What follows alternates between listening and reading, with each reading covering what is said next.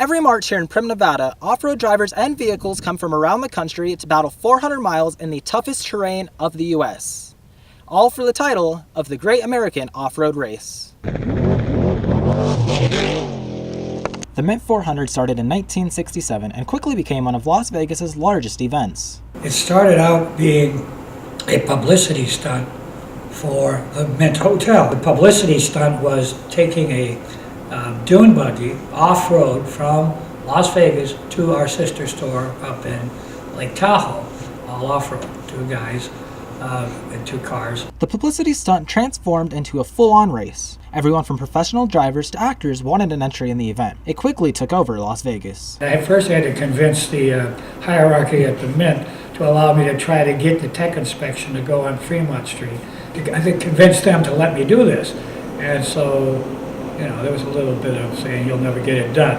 So I called the mayor, we talked, I told him what I wanted to do. He said, I think it's a good idea. It was such a good idea that the tradition stands today. The vehicles parade down the strip Wednesday before the race, and there's plenty for the family to check out downtown Thursday and Friday, as the vehicles still pass through inspection there. Though despite success, the event saw a downfall after the race in 1989. The race disappeared for almost 20 years after the Mint Hotel was sold to Binion's.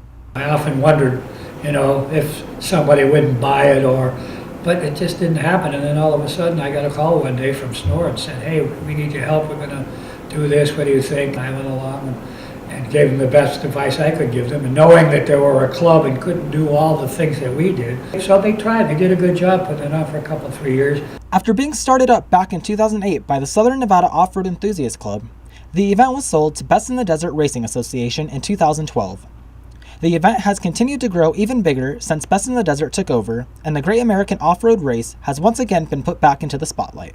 So it evolved from humble beginnings into something big, and I'm just happy that I was part of it from the embryonic stage. But a lot of credit goes obviously to Norm Johnson and Mel Larson and the administrative staff at the Mint. And Best in the Desert is, they're the best there is at putting on off-road races, as far as I'm concerned. The race this year was a record breaker as Justin Lofton became the first three-time winner in the trick truck class. The award ceremony will be held tonight here at Buffalo Bills. Live from Primm, Nevada, I'm Kenny Jemison, Coyote Student News.